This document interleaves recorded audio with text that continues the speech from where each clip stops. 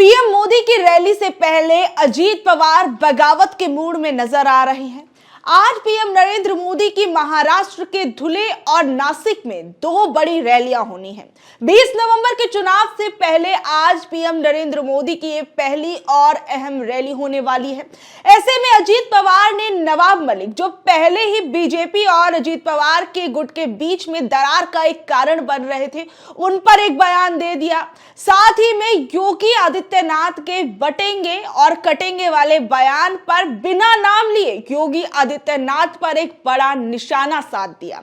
वहीं अजीत पवार से कहा गया कि आपके क्षेत्र में पीएम नरेंद्र मोदी और अमित शाह की कोई रैली क्यों नहीं रखी गई।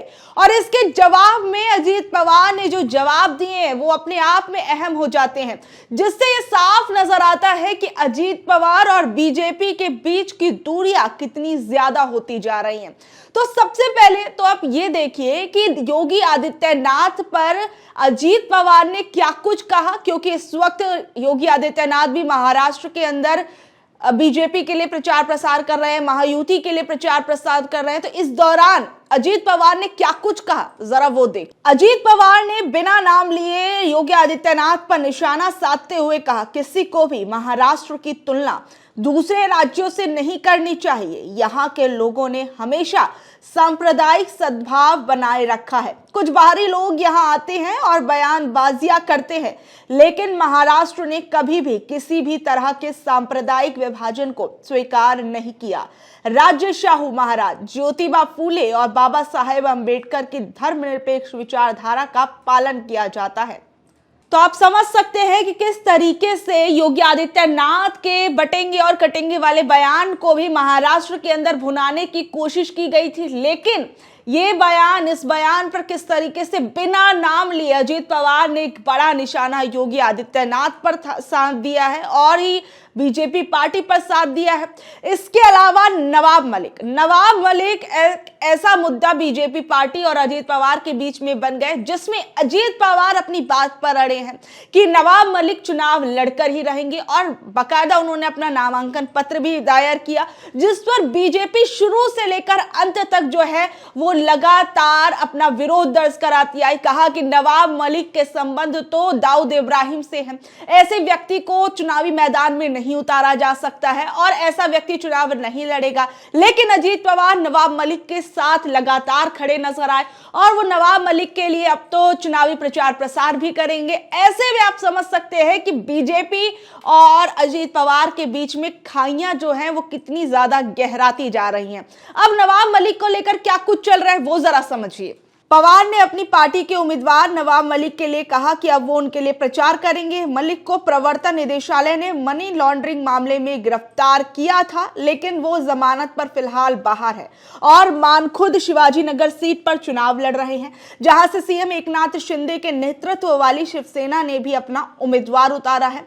दोनों ही महायुति के उम्मीदवार हैं, लेकिन बीजेपी शिंदे के उम्मीदवार का समर्थन करेगी और मलिक के लिए प्रचार करने से इनकार कर दिया है। यानी आप साफ समझ सकते हैं कि महाराष्ट्र की राजनीति के भीतर 20 नवंबर से पहले किस तरीके का भारी भरकम उथल पुथल मचा हुआ है। जहां एक तरफ बगावतियों को संवारने में महायुति लगी हुई थी, बीजेपी पार्टी लगी हुई थी, वहीं अब एकनाथ शिंदे, अजीत पवार, बीजेपी, इन लोगों के बीच में किस तरीके से खटास आती जा रही है। सोचिए, नवाब मलिक के लिए बीजेपी प्रचार नहीं करेगी, एकनाथ शिंदे के लिए, जिसे महायुति की तरफ से और एकनाथ शिंदे की तरफ से जिस कैंडिडेट को उतारा गया उसके लिए बीजेपी पार्टी प्रचार प्रसार करेगी। यानी महायुति जिसे महाविकास आघाड़ी से लड़ना चाहिए था, उस महायुति के सामने अब समस्या यह है कि उसी के दो कैंडिडेट्स अब आमने सामने नजर आने वाले हैं शिवाजी मानखुर्द की सीट पर। और सबसे बड़ी चीज आप ये देखिए कि बीजेपी पार्टी ने ये कहा कि हमें नवाब मलिक से दिक्कत है, क्योंकि उनके ऊपर बहुत से आरोप लगे हुए हैं और जो उनकी बेटी है इस बार सना मलिक, वो स्वरा भास्कर के पति के सामने इस बार आमने सामने लड़ाई लड़ रही हैं। उनकी बेटी के चुनाव से बीजेपी ने कहा हमें उनसे दिक्कत नहीं है, लेकिन हमें जो दिक्कत है वो नवाब मलिक से है। अब ऐसे में ये देखा जाएगा कि ये जो दिलचस्प लड़ाई इस वक्त महाराष्ट्र में महायुति के भीतर चल रही है वो क्या नाटकीय मोड़ लेती है, क्योंकि 20 नवंबर को होने वाले हैं चुनाव और इस चुनाव के अंदर सबसे बड़ी चीज तो देखिए, पीएम नरेंद्र मोदी जो है वो अपनी चुनावी रैली अब आज से शुरू करने वाले हैं। और इस बीच में जब पत्रकारों ने अजीत पवार से ये पूछा कि प्रधानमंत्री नरेंद्र मोदी आपके यहाँ पर आकर चुनाव प्रचार क्यों नहीं कर रहे हैं, तो इस पर मीडिया को क्या कुछ अजीत पवार ने कहा और किस ढंग में और किस तरीके से कहा, वो अपने आप में अहम हो जाता है। अब राज्य में महायुति उम्मीदवारों के लिए प्रधानमंत्री नरेंद्र मोदी की कई रैलियों के बारे में पूछे जाने पर अजीत पवार ने कहा कि मुझे बारामती में किसी की रैली की जरूरत नहीं है और पीएम रैलियों की जरूरत नहीं है। दूसरे विधानसभा क्षेत्रों में वो जाकर रैलियां अपनी कर सकते हैं। और इस बीच में बात को संभालते हुए उन्होंने कहा कि उन लोगों के पास अभी ज्यादा टाइम नहीं है, क्योंकि और फिर चुनाव का समय है, चुनाव में पैसा भी बहुत खर्च होता है, तो इस वजह से प्रधानमंत्री नरेंद्र मोदी अलग अलग जगहों पर ज्यादा अगर रैलियां करेंगे तो बहुत सारी दिक्कतें आएंगी इस वजह से। लेकिन आप इस बात को कहने का ढंग से आप समझ सकते हैं कि अजीत पवार किस तरीके से और किस लहजे पर से बीजेपी पार्टी पर जो है वो निशाना साध रहे हैं।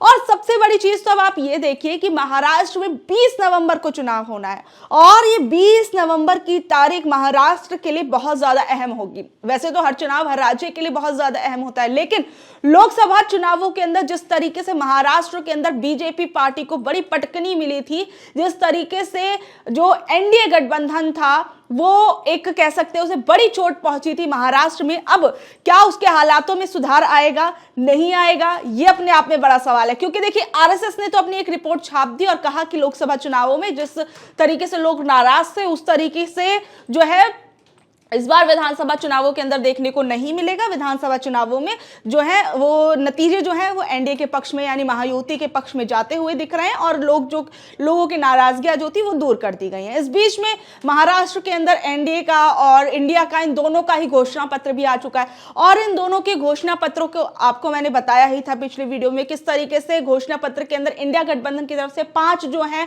वो वादे किए गए हैं, वहीं महायुति की तरफ से 10 बड़े वादे किए गए हैं। अब ये 5 वादे 10 वादों पर कितने भारी पड़ते हैं ये अपने आप में अहम हो जाता है। बहरहाल आप लोग इस बारे में क्या कुछ कहेंगे?